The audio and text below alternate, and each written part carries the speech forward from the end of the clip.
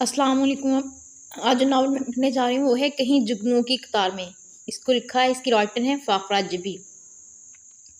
आइए novel start कर हैं। खासदान पानदान जरदा मीना आपी के फरिश्तों को भी बना दी कि पान कैसे तैयार करते हैं। जल तो जला दो, आई बुला को टाल दो, इनके होंठ विद करने लगे।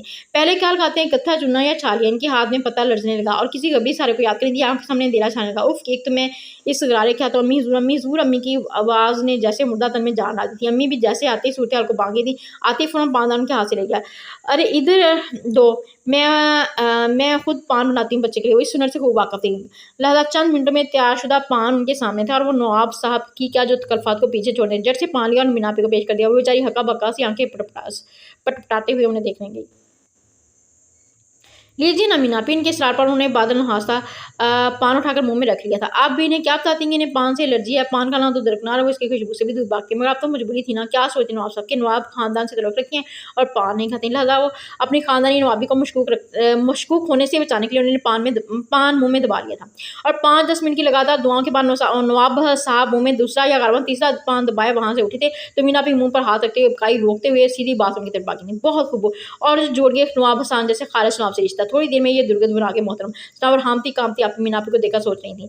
दराज कद फरबी माइल जिस्म, गुलाबी रंगत, हल्के आसमानी रंग का गरारा सूट, जिसके हम रंग दुपट्टे पर नहायत खूबसूरत सफेद लैस लगी हुई थी। स्याह बालों की तादाद चोटी कलफ लगे दुपट्टे के नीचे से बाहर डांग रही। सामने के बालों की चंद लुट्टें सफेद थी जो इनके वकार को मजीद इजाफा कर रही थी। कानों में सोने की बाले, कलाइयों में 2 बड़े-बड़े सोने के कड़े, गले में झूलता लॉकेट, गाड़ी से बरामद होने वाली खतून का हुलिया ही नहीं, अंदाज़, अतवार और चाल-ढाल भी ऐसी भरपूर मखनत और शासकी ली हुई थी कि तकत पर नीमो-दराज़ दादा के हुक्के की गुड़गुड़ गैर मुअल्ली तौर पर तवील हो गई थी। अम्मी जो सर पर मेहंदी थोपे और दरख्तों से छन-छन कर आती धूप से लुत्फ़ रही थीं, आओ देखा ताओ बगैर वहाँ से रवाना हुईं और तो बाथरूम में जाशावर तले ही दम लिया। मीना आपी ने खुद को पहचानते ही दादा के कान में खरगोशी की। मोहतरमा महनाज साहब हैं, नवाब खान की वालदा। मीना आपी ने इन्हें पूरे प्रोटोकॉल के साथ खुशामदीद कहा, ड्राइंग रूम में बिठाया, राखी को बच्ची खाने में पानी के लिए दौड़ाया और बाकी फौज को सनावर की तलाश में जो आधे घंटे बड़ा मुशक्कत के बाद शहजादी सनावर को पाया बाग में। आपके दरख्त की सबसे बुलंद शाख से उतारने में कामयाब हो गई थी।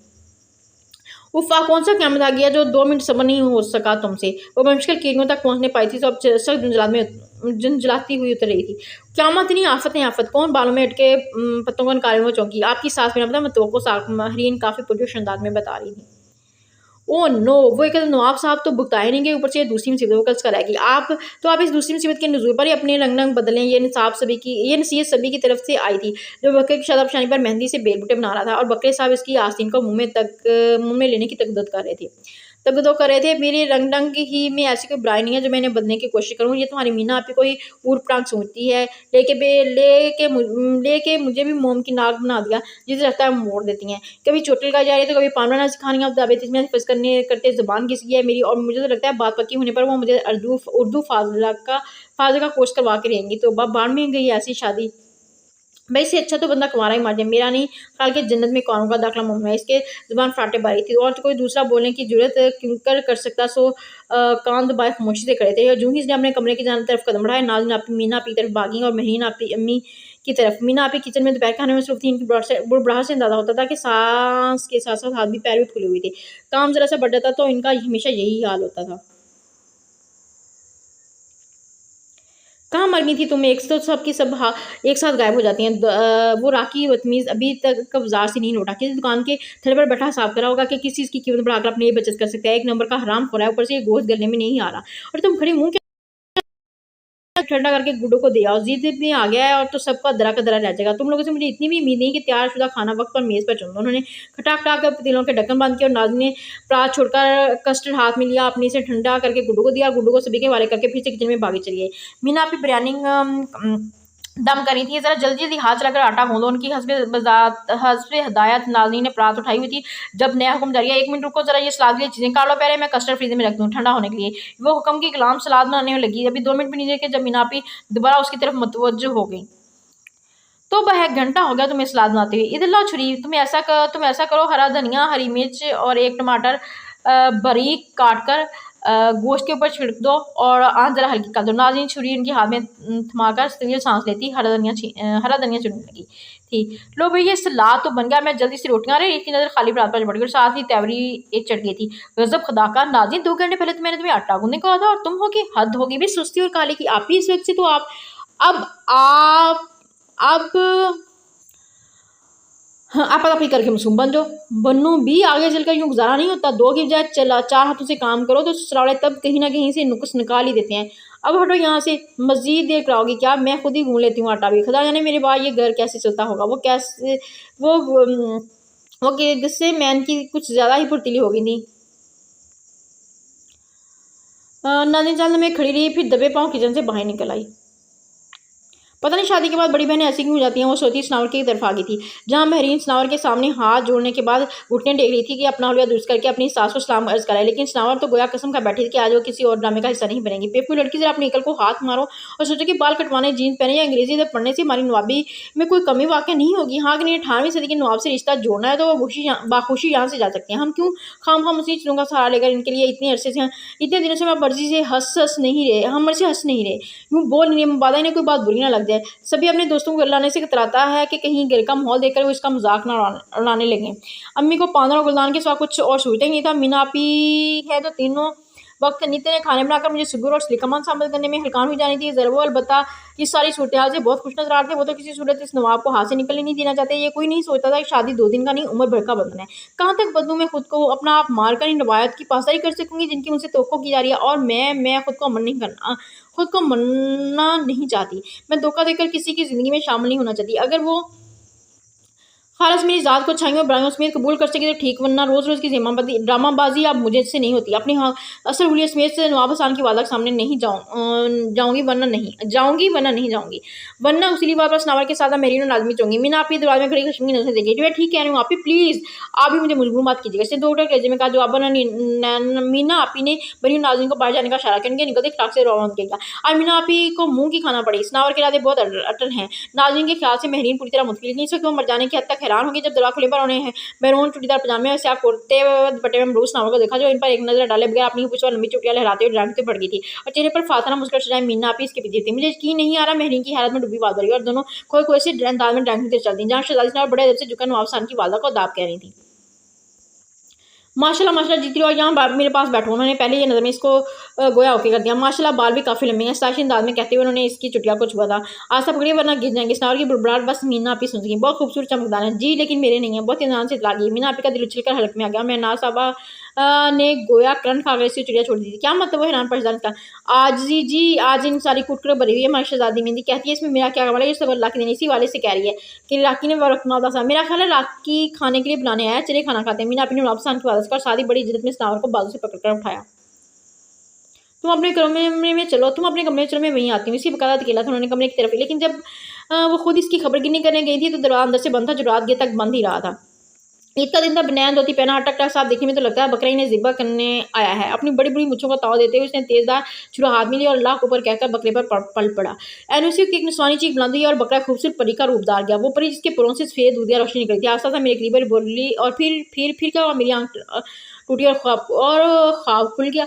राखी भी तक सदमे का आलम था। है मगर मुझे तुम्हारी टूटी हुई आंख नजर नहीं आ रही। सभी ने इसकी दोनों आंखों का मायना क्या? मेरा मतलब था, मेरा ख्याल है तुम म्याने की बजाय दर्जी के यहाँ चले जाओ तो ज़्यादा बेहतर है। कम से कम दादा की फनकार से तो बच जाओगे। सनावर बरामदे में कुर्सी डाले अखबार से मुझ पर सुस्ता रही थी और राखी की बेतुकी बकवास से खासी तंग आ चुकी थी। अच्छा याद लाया आपने, अगर ईद के दिन तक इनकी नई शेरवानी ना सिल सकी तो मेरी शामत आ जाएगी। तुम्हारी क्योंकि ज़ाहिर है शेरवानी में पैक तो मुझे करना पड़ेगा ना, वो भी ऐसी सूरत में कि ईद के रोज़ कुर्बानी भी की जा रही है और आपको तो इल्म है कि दादा गोश्त के कितने शौकीन है। राखी ज़रा जाकर आसान से ये तो मुँह करके कि ईद के रोज़ कौन सा लिबास पहनना पसंद करेंगे, बल्कि अगर हो सके तो लिबास लेकर आना कि आज इसलिए किया जा सके। कल तो किचन के काम निपटाने हैं और ये परसों ईद के रोज़ तो ऐसे कामों के लिए फुर्सत ही नहीं मिलेगी। मीना आपी टेरेस की गिल से लगी हिदायतनामा जारी करें थी। क्या मतलब कि नवाब साहब की वादा मतलब ईद के रोज़ भी यहाँ से नहीं चलेंगे? सनावर की सारी सुस्ती रंछू हो गई थी। टलेंगे ज़रूर टलेंगे, लेकिन ईद मनाने और ईद की शाम को मंगनी करने के बाद ऐसा इत्मीनान पर ले जाए, ऐसे मक्का के अल्फाज हक्का बक्का से अपनी जगह पर बैठ करेगी। ये क्या कह रही है मीना? फिर बहुत देर बाद हवासों ने साथ दिया। इम्पॉसिबल, ऐसा कैसे हो सके? इसने दोनों हाथ से सर को थाम लिया। नहीं, मैं अभी अम्मी से एक झटके जुड़ी थी कि मगर तख्त पर नीम दराज सभी ने फौरन दोनों टांगे इसके सामने बिछा दी। कोई फायदा नहीं। क्या मतलब? ये कि अम्मी सू तो शुक्राना क्या ऐसे नतीजे पड़ चुकी होंगी, लिहाजा आपका इनके पास जाना बेकार है। सभी चिंगम जो बातें बड़े मेरे से कह रहा था, इसे एकदम रोना आ गया था। यानी मेरी ज़िंदगी के बारे में फैसला किया जा रहा, मुझसे पूछने की ज़रूरत नहीं की किसी ने। वो एकदम से वहीं तख्त पर बैठ गई थी। भई आपसे पूछने की ज़रूरत ही क्या थी? सब जानते हैं कि आप दुख्तरे मशरिक़ अपने बुजुर्गों के फैसले पर सर झुकाने में लम्हों की देर नहीं करेंगी और उनके निज़ाम दिलो जान से राज़ी हो जाएँगी। क्यों मैं ठीक कह रहा हूँ? उसने सनावर को झुके हुए चेहरे को खोलने की कोशिश की। जो अमर सनावर बगैर कुछ के दोनों हाथ में मुँछ पाकर सिसकने लगी। अरे अरे, अभी तो सिर्फ मंगनी हो रही है, अभी से रोना शुरू कर दिया। सभी ने जबरदस्ती इसके दोनों हाथ चेहरे से हटाने चाहे तो सनावर ने बुरी तरह इसके हाथ झटक दिए। बात नहीं करो तुम मुझसे, ठीक है नहीं करता, मगर पता तो चले कि खुशी में रो रही हैं। इसकी आंखों से गिरते मोटे मोटे आंसू देखकर सभी की जान पर बनाई। इडियट, खुशी में रोया जाता है क्या? इसके रोने में शर्मिंदगी। तो क्या आप दुखी हैं मगर किस बात पर? यानी अब भी कोई बात ही नहीं हुई? या अल्लाह, ये कैसे लोग हैं मेरे दुख को समझ ही नहीं सकते। सनावर ने लगे हाथों अल्लाह से भी पकड़ डाला। नहीं, मैं सुनने की कोशिश कर रहा था। सभी के कहने के साथ ही अपनी कोशिश का आगाज किया था। क्या खो खा खुश करे तुम तो अभी तक कितना मनूनी कि मैं इस बांगड़े नवाब से शादी नहीं करना चाहती। बांगड़ों और नवाब सान तौबा कीजिए तौबा। सभी ने कानों को हाथ लगाता उठ बैठा था। इन जैसा स्मार्ट राइटिंग बंदा आपको ढूंढने से भी नहीं मिलेगा। मुझे जरूर थी कि इन जैसा बंदा ढूंढने की, और खुदा ना करे जो इन जैसा कोई दूसरा इस धरती पे मौजूद हो। ए में तो जान को आगे ये नवाब खानदान सारा रोना भूल गए। इन्हें पूछने की एक वो आई मोहतरम महना साहब जैसे कि अपने बेटे को लेकर यहाँ से कुछ फरमाती, उल्टा खुद भी यहीं डेढ़ा डालकर बैठ गई हैं। ऊपर से मंगने का शोशा छोड़ दिया है, ले दे के ईद का मजा भी खराब कर दिया। उफ, मेरी समझ नहीं आता कि इनमें कमी क्या है जो आप सभी जिद हो गया था। सनावर को तो गोया इसी बात पर पन लग गए थे। कमी इनमें कहाँ है? कमी तो मुझ में है। बुलूली लगनी बहन जैसे कुएं धक्का देने का गड़बड़ बेचैन नजर आ रहा है। कुछ नहीं सोचा तो जट से ईद पर मेरी कुर्बानी का प्रोग्राम बना लिया। लेकिन एक बात मैं भी बता दूं, अगर मेरी मर्जी के बगैर कोई फैसला किया गया तो आइन ईद सईद की सुबह मनार पाक से कूदकर जान दे दूंगी।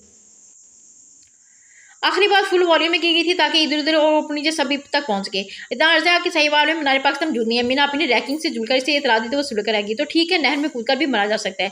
वही नहर है जिसमें छोटे छोटे बच्चे सुबह शाम गोते लगाते हैं, नजर आते हैं। वाह सनावर बीबी, मुझे तुमसे इसी बात की उम्मीद थी। मेरी जान से ज़्यादा पानी तो बाथरूम के टब में मौजूद है। मेरी जान उससे ज़्यादा पानी तो बाथरूम के टब में मौजूद है। वही कोशिश कर देखो, हो सकता है बात बन जाए। मीना आपी का लेजा भरपूर तंज लिए हुए था। सनावर का दिल चाहा तख्त पर बैठे बैठे पट से गिरे और इस्लाम दुनिया से कुछ कर दे। आप खामोश क्यों होगी चंदा? कोई नया इरादा बन रहा है क्या? जी हाँ, सबसे पहले तो आपको भी इस वक्त आपके ससुराल भिजवाती हूँ। ये साफ साफ आप ही का फैलाया हुआ है। इसके बाद दादा जान से बात करूंगी, अगर वो नहीं माने तो फिर मुझे नवाब साहब से मिलने से कोई नहीं रोक सकेगा। इसके अटल इरादे पर मीना आपकी खुशी से चला उठी। अरे यही तो मैं चाहती हूँ कि तुम बस एक बार नवाब हसन से मिल लो। तो ठीक है, सबसे पहले मैं आपकी हिस्से पूरी कर देती हूँ। मैं जान से मिलने ताकि हकीकत हाल से बाखबर हो सकें। वो बालों में उंगलियां फिर उसने अपने हाथ जड़े और नक्सी की तरफ चल पड़ी। लेकिन शिकन अलूद लिबास बाल चोटी और प्रांदे से बेनियाज, पाँव से हस्बियात गायब चप्पल गायब, दुपट्टा दाएं कंधे पर आलदा जमीन पर। अरे अरे पकड़ो इसे। मीना अपनी मुंह को से जरा लेते रहने के बाद एकदम होश में आई तो चीख उठी। इनकी चीख पर बैग कहती है नाज़नीन महरीन ने बगडट सनावर की तरफ भागी थी, लेकिन इनके पहुंचने से कबल सनावर नेक्स्ट में दाखिल हो चुकी थी। उफ, मुझे तो सब वहशत हो रही है। ये भूत का बच्चा भी सोने नहीं आ रहा, वरना मैं ही जाकर किन सुइयां ले आऊं। मीना आपी गुड्डू को बुरी तरह थपकी थी। भूत का बच्चा कमरे के बीचों बीच चिकराती नाज़नीन हैरत से मुड़कर आपी को देखा। गार्बन की बेतहाशा वहशत को महसूस करके वो बगैर इनको टोके दोबारा चिकराने में मसरूफ हो गई। मीना आपी, सुइयां क्या हाँ से लेनी है? हमको बताया, हम ला देते हैं। कमरे में दाखिल होते राखी ने मीना आपी की आखिरी बात सुनी थी। चलो जी नाजी मंगवाओ इसे सुइयां, और सबसे पहले इसको बक का मुंह ही सी दो। मीना आपी दांत पीस कर आएंगी।